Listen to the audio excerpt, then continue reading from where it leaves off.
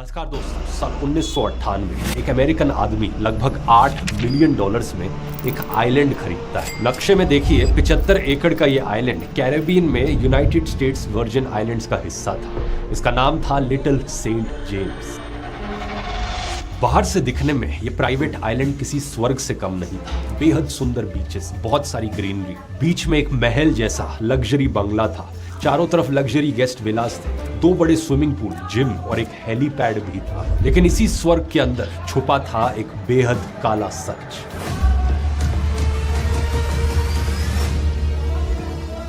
एक ऐसा सच जिसकी वजह से आसपास के आइलैंड्स में रहने वाले लोग इस आइलैंड को पीडोफाइल आइलैंड कहते थे। यहाँ 12 से 17 साल की नाबालिग लड़कियों की ट्रैफिकिंग की जाती थी और उन्हें सेक्सुअल अब्यूज किया जाता था। ये लड़कियां यहाँ से भाग भी नहीं सकती थी क्योंकि चारों तरफ समुद्र था। एक बार एक 15 साल की लड़की ने तैरकर भागने की कोशिश की, लेकिन उसे पकड़ लिया गया और उसका पासपोर्ट छीन लिया गया। सबसे हैरानी की बात यह है कि इस आइलैंड पर कौन कौन आया करता था। दुनिया भर के अमीर लोग, अरबपति, बिलियनियर्स और फेमस सेलिब्रिटीज। इनमें कई बड़े बड़े नाम शामिल हैं। ब्रिटेन के prince Andrew, scientist Stephen Hawking, comedian Chris Tucker, न जाने कितने पॉलिटिशियंस और बिलियनियर्स इस आइलैंड पर आए थे। इनके लिए यहाँ पार्टीज ऑर्गेनाइज की जाती थी। लेकिन सवाल यह है कि इस आइलैंड का मालिक कौन था। इसका जवाब है एक नाम, जेफरी एप्स्टीन। एप्स्टीन एक जमाने में ब्रुकलिन में बच्चों को मैथ्स पढ़ाता था, एक स्कूल टीचर था। लेकिन किस्मत ने ऐसा खेल खेला कि करियर में आगे जाकर ये अचानक से अरबपतियों का फाइनेंशियल एडवाइजर बन गया। लगभग $60 करोड़ की संपत्ति इकट्ठी करके ये एक मल्टी मिलियनर बन जाता है। इसके दोस्तों में बिल क्लिंटन और डोनाल्ड ट्रंप से लेकर इजराइल के पूर्व प्रधानमंत्री एहुद बाराक तक शामिल थे।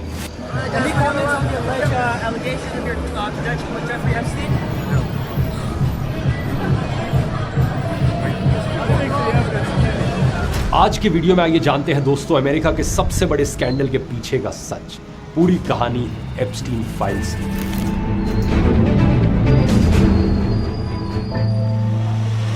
आज के दिन आपने नोटिस किया होगा दोस्तों कि कैसे आर्टिफिशियल इंटेलिजेंस हमारे लाइफ टाइम का single most important technological shift बन गया है। ये सारे बड़े बड़े बिलियनियर्स इससे एग्री करते हैं। The most profound technology humanity is working on. Really affect the future dramatically. Perhaps the most important foundational technology of our time. It is a renaissance.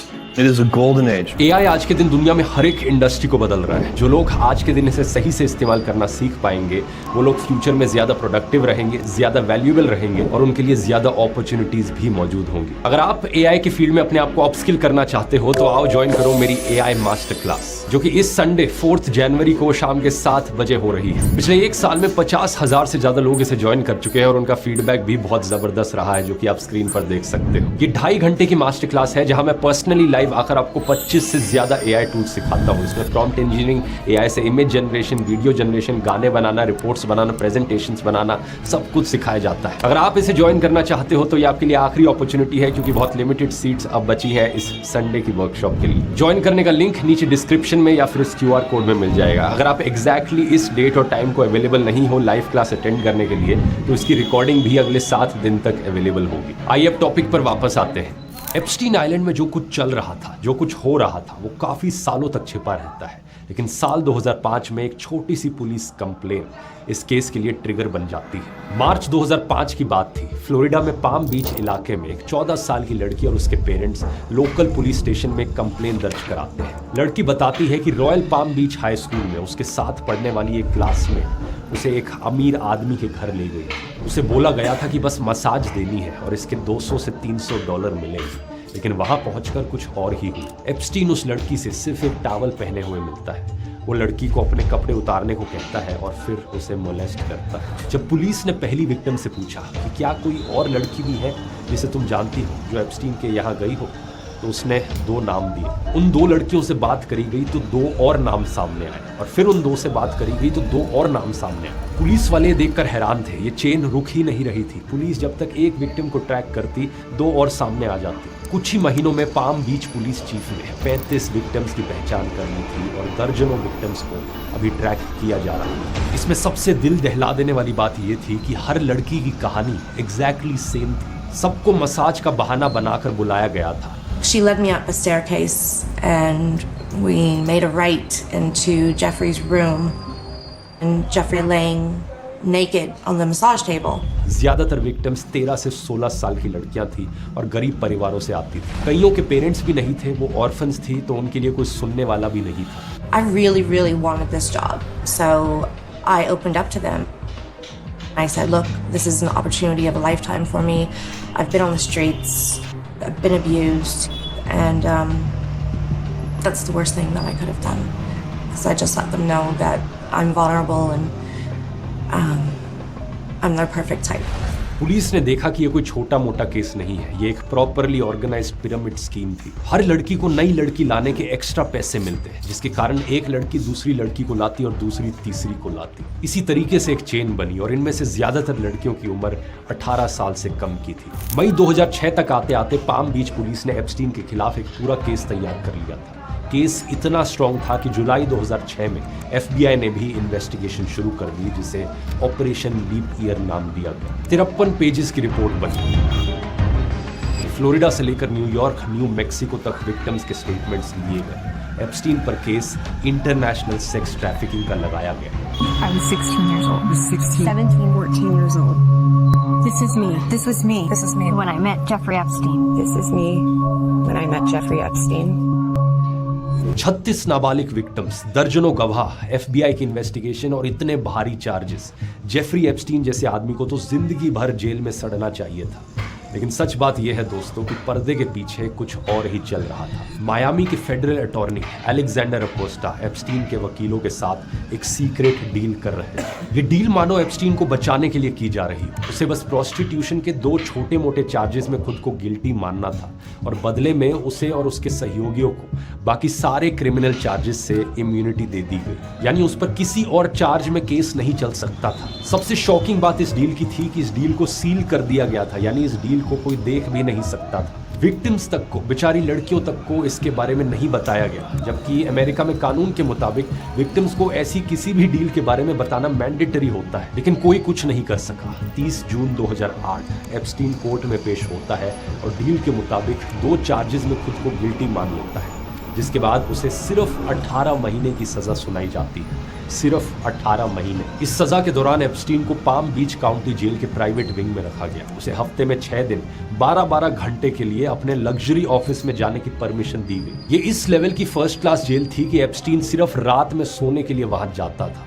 और इस सब के बाद भी सजा पूरे होने से 5 महीने पहले ही जुलाई 2009 में इसे जेल से रिहा कर दिया जाता है। ये सब पॉसिबल हुआ उस सीक्रेट डील की वजह से, एप्स्टीन को एक डील दिलाने वाले अलेक्जेंडर अकोस्टा की वजह से। अब कहानी में ट्विस्ट देखिए दोस्तों, यही अलेक्जेंडर अकोस्टा बाद में जाकर एप्स्टीन के पुराने दोस्त डोनाल्ड ट्रंप की पहली सरकार में सेक्रेटरी ऑफ लेबर बन जाते हैं। For Secretary of the Department of Labor will be Mr. Alex Acosta. अगले कई सालों तक एप्स्टीन अपनी जिंदगी नॉर्मली जीता रहता है, उसे कुछ नहीं होता। वो अपने प्राइवेट जेट में घूमता है, अपने आइलैंड पर लैविश पार्टीज थ्रो करता है और पावरफुल लोगों से मिलता है। हमारी कहानी यहाँ पर खत्म हो जाती है। विलन बच के भाग निकलता है, लेकिन दुनिया के एक कोने में एक औरत थी, एक जर्नलिस्ट थी, जिसने ठान रखी थी कि वो इस एप्स्टीन को बचकर जाने नहीं देगी। जूली नाइप ब्राउन ये एक अमेरिकन इन्वेस्टिगेटिव जर्नलिस्ट थी जो मायामी हेरल्ड अखबार के लिए काम कर रही थी। 2009 में एप्स्टीन के रिहा किए जाने के बाद ये उस केस को क्लोजली फॉलो करती रही। सालों तक इस केस को स्टडी करने के बाद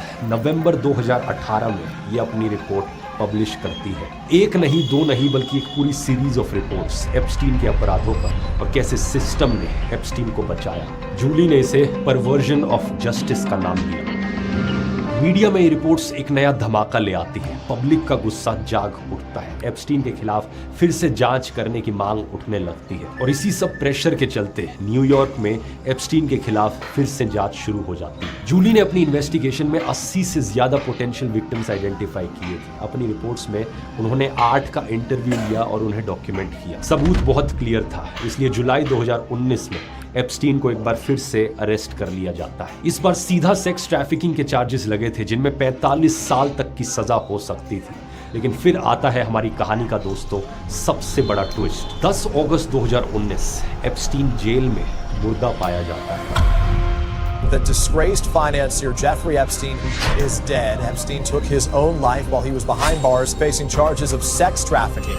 ऑफिशियली दुनिया को बताया जाता है कि एप्स्टीन ने एक बेडशीट का इस्तेमाल करके खुदकुशी कर ली अपने सेल के अंदर, लेकिन यहाँ हालात ऐसे थे जिसको लेकर कई सारे सवाल खड़े हुए। असल में बात क्या है कि एप्स्टीन उस रात अपने सेल में अकेला बंद था, उसके साथ कोई और कैदी नहीं था। और इत्तेफाक देखो कि उस रात जेल के कैमरास भी नहीं चल रहे थे, उनमें कोई टेक्निकल प्रॉब्लम्स थी, इसलिए इसका कोई वीडियो फुटेज भी मौजूद नहीं है जो दिखाता हो कि एक्चुअली में एप्स्टीन ने ये खुद ही किया हो। इसी कारण से कंस्पिरेसी थ्योरीज फैलने लगी कि एप्स्टीन ने यहाँ पर कोई खुदकुशी नहीं करी है, बल्कि उसका मर्डर किया गया है। The video was released by the Department of Justice to prove that no one entered Epstein's cell before he was found dead, and that he really did take his own life. But it's only fueling more conspiracy theories. कमाल की बात ये थी कि इन theories को फैलाने वालों में सबसे आगे थे डोनाल्ड ट्रंप के सपोर्टर्स। कुछ समय बाद खुद ट्रंप भी एक ट्वीट को रीट्वीट करते हैं जिसमें लिखा था कि एप्स्टीन ने आत्महत्या नहीं करी है, बल्कि उसके पास बिल क्लिंटन से जुड़ी सीक्रेट जानकारी थी, इसलिए बिल क्लिंटन ने ही उसकी हत्या करवा दी। ट्रंप के सपोर्टर्स में एप्स्टीन डिडंट किल हिमसेल्फ एक बड़ा पॉपुलर स्लोगन बन गया।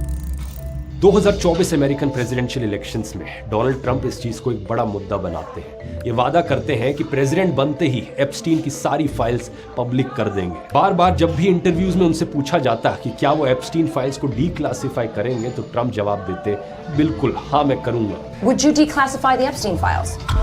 Yeah, I would. January 2025 Trump दोबारा से इलेक्शंस जीतकर अमेरिका के प्रेसिडेंट बन जाते हैं। अब सबको इंतजार था कि ये एप्स्टीन फाइल्स कब रिलीज होंगी। ट्रंप के सपोर्टर्स खास तौर पर इस बात को लेकर सबसे ज्यादा एक्साइटेड थे, लेकिन जुलाई 2025 में ट्रंप सरकार के जस्टिस डिपार्टमेंट ने अनाउंस किया कि एप्स्टीन के क्लाइंट्स की कोई लिस्ट एग्जिस्ट करती ही नहीं है और अब कोई फाइल रिलीज नहीं होगी। फिर ट्रंप ने खुद भी यू टर्न ले लिया। एप्स्टीन फाइल्स को अब बोरिंग मुद्दा बोलने लगे, कहने लगे कि ये तो डेमोक्रेटिक पार्टी का होक्स है जो कभी खत्म नहीं होगा। It's pretty boring stuff. Democrat hoax that never ends. Trump ने कहा कि एफबीआई को वोटर फ्रॉड जैसे जरूरी मुद्दों पर फोकस करना चाहिए और एप्स्टीन जैसे मुद्दे पर अपनी एनर्जी और समय बर्बाद नहीं करना चाहिए। चल झूठा। अब इतने बेवकूफ तो किसी के भी सपोर्टर्स नहीं है कि वो इस चीज को नोटिस ना करें। तो ट्रंप के अपने सपोर्टर्स सवाल करने लगे कि आखिर ट्रंप अचानक से चुप क्यों हो गए। इलॉन मस्क ने तो ट्वीट करके ये तक कह दिया कि ट्रंप का नाम एप्स्टीन फाइल्स में है, इसलिए ये फाइल्स रिलीज नहीं हो रही है। हालांकि बाद में इलॉन ने इस ट्वीट को डिलीट कर दिया था, लेकिन मैसेज बड़ा क्लियर था कि ट्रंप के सबसे करीबी सपोर्टर्स भी सस्पिशियस होने लगे। और जब लोगों ने खुद से खोजने की कोशिश करी तो कुछ बहुत ही शॉकिंग फैक्ट्स यहाँ पर सामने आए। ट्रंप और एप्स्टीन की पुरानी दोस्ती, बहुत पुराना नाता। न्यूयॉर्क टाइम्स के मुताबिक ट्रंप और एप्स्टीन लगभग 20 सालों तक बेस्ट फ्रेंड्स रहे। 1980s में इस दोस्ती की शुरुआत हुई और 1990s में दोस्ती इतनी गहरी हो गई कि दोनों एक दूसरे के बंगलों में, ऑफिसेज में, ट्रंप के प्लाजा होटल और कैसीनोज में एक साथ समय बिताने लगे। लगभग हर पार्टी में एप्स्टीन ट्रंप के साथ दिखते थे। एप्स्टीन की एक एक्स एम्प्लॉय के मुताबिक 1990s में ट्रंप और एप्स्टीन हफ्ते में कम से कम 3 बार बात करते थे फोन पर। कई बार एप्स्टीन ट्रंप को स्पीकर पर रखकर ऑफिस में बात करता था। इस बातचीत में ट्रंप एप्स्टीन के सामने शेख ही मारते थे कि उन्होंने किस महिला के साथ क्या किया। मॉडल स्टेसी विलियम्स के मुताबिक ट्रंप और एप्स्टीन के लिए महिलाएं ट्रॉफी की तरह थी। स्टेसी ने आरोप लगाया कि 1993 में जब वो एप्स्टीन को डेट कर रही थी, तब एक दिन वो उसके साथ ट्रंप टावर गई, जहां ट्रंप ने उन्हें अपनी तरफ खींचा और उनको गलत तरीके से छुआ। एप्स्टीन ये सब होते हुए देख रहा था और स्टेसी के मुताबिक एप्स्टीन को ये पसंद आ रहा था कि उनके पास एक ऐसी मॉडल है जिसका ट्रंप पीछा कर रहे हैं। इसी तरह एक दूसरी विक्टिम के मुताबिक जिन पार्टीज में एप्स्टीन उन्हें दूसरे मेहमानों के साथ संबंध बनाने के लिए मजबूर करता था, उन पार्टीज में ट्रंप भी मौजूद रहते थे। ट्रंप एप्स्टीन के प्राइवेट जेट्स में भी ट्रैवल करते थे, जिन पर अक्सर एप्स्टीन लड़कियों को सेक्सुअली अब्यूज करता था। साल 2002 में ट्रंप ने खुद एप्स्टीन के बारे में कहा था, "He is a lot of fun to be with. It is even said that he likes beautiful women as much as I do, and many of them are on the younger side." यानी Trump को पता था कि Epstein को younger women पसंद है। Trump ने अपनी किताब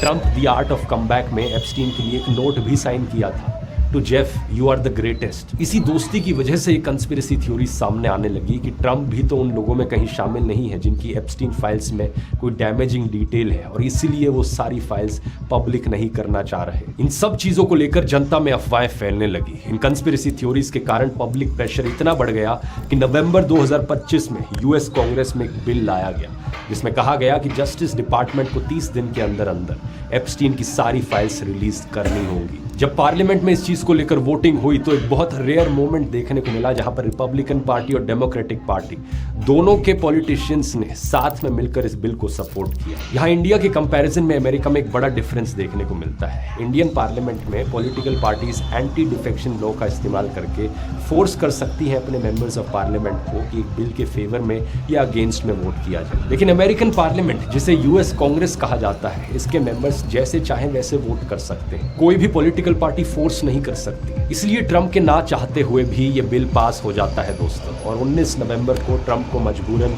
इस बिल पर साइन करना पड़ता है। कुछ ट्रंप सपोर्टर्स एक्साइटेड थे कि फाइनली बिल क्लिंटन एक्सपोज होंगे और सालों से जो कंस्पिरेसी थ्योरीज चल रही हैं अब उनका सबूत मिल जाएगा। लेकिन जब 19 दिसंबर का ये दिन आया, जस्टिस डिपार्टमेंट ने सिर्फ कुछ हजार फाइल्स ही रिलीज करी। फिर 23 दिसंबर को 30,000 और डॉक्यूमेंट्स रिलीज किए जाते हैं, लेकिन ये डॉक्यूमेंट्स बहुत हेविली रिडैक्टेड थे, यानी कि आधी से ज्यादा चीजें इनमें छिपाई गई थी एक ब्लैक मार्कर का इस्तेमाल करके। समझ पाना आसान नहीं था कि कहां पर क्या कहा जा रहा है इन फाइल्स में, लेकिन फिर भी लोगों ने जब इन्हें डिटेल में पढ़ा तो इन फाइल्स में जो निकला वो क्लिंटन के बारे में कम था और डोनाल्ड ट्रंप के बारे में ज्यादा था। बार बार एप्स्टीन फाइल्स में डोनाल्ड ट्रंप का नाम सामने आया। एक ईमेल के मुताबिक ट्रंप ने एप्स्टीन के प्राइवेट प्लेन से 8 बार ट्रैवल किया। वही ट्रंप जो हमेशा कहते थे कि वो कभी एप्स्टीन के प्लेन में नहीं बैठे हैं। इसी तरह एक रिपोर्टर को भेजे गए एक दूसरे ईमेल में एप्स्टीन ने लिखा था ट्रंप को लड़कियों के बारे में पता था क्योंकि उन्होंने मैक्सवेल से ये सब बंद करने को कहा था।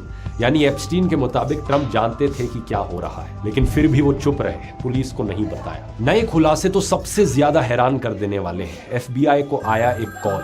ये कॉल एक लेमोजीन ड्राइवर ने 2020 में यूएस प्रेसिडेंशियल इलेक्शन से ठीक पहले 27 अक्टूबर 2020 को किया था। इस ड्राइवर ने एफबीआई को बताया कि 1995 में जब वो ट्रंप को टेक्सास एयरपोर्ट ले जा रहा था तब ट्रंप फोन पर जेफरी बोलते हुए किसी लड़की को अब्यूज करने की बात कर रहे थे। कॉल रिकॉर्ड के मुताबिक 4 साल बाद 1999 में ड्राइवर ने जब ये बात एक महिला को बताई तो वो एकदम शांत हो गया और फिर उसने कहा ट्रंप और एप्स्टीन ने मेरा रेप किया था। इस महिला ने ड्राइवर को बताया कि कोई लड़की उसे एक फैंसी होटल या बिल्डिंग में लेकर गई थी जहां उसका रेप किया गया। उसके अलावा इन एप्स्टीन फाइल्स में एक और डॉक्यूमेंट था, एक लेटर जिस पर जे एप्स्टीन साइंड था। ये लेटर सेक्स ऑफेंडर लैरी नसार को लिखा गया था। इसमें लिखा था हम में एक चीज कॉमन है, यंग लेडीज के लिए हमारा प्यार। हमारे प्रेसिडेंट भी हमारी तरह यंग गर्ल्स से प्यार करते हैं, लेकिन हमें जेल में खाना पड़ रहा है और वो प्रेसिडेंट है। लाइफ बहुत अनफेयर है। 2019 में जब ये लेटर लिखा गया था तब ट्रंप अमेरिका के प्रेसिडेंट थे। और सबसे इंटरेस्टिंग चीज ये है कि जस्टिस डिपार्टमेंट जिसे एक गवर्नमेंट बॉडी की तरह न्यूट्रल रहना चाहिए, वो ट्रंप के पर्सनल लॉयर की तरह बिहेव करने लगे। इन रेप एलिगेशंस को अनट्रू और सेंसेशनल बताया गया। इसी तरह लेटर को फेक बोल दिया गया बिना कोई रिपोर्ट दिखाए। वो ट्रंप जो चुनाव से पहले एप्स्टीन फाइल्स को एक चुनावी हथियार बना रहे थे, आज खुद उसी में फंस गए।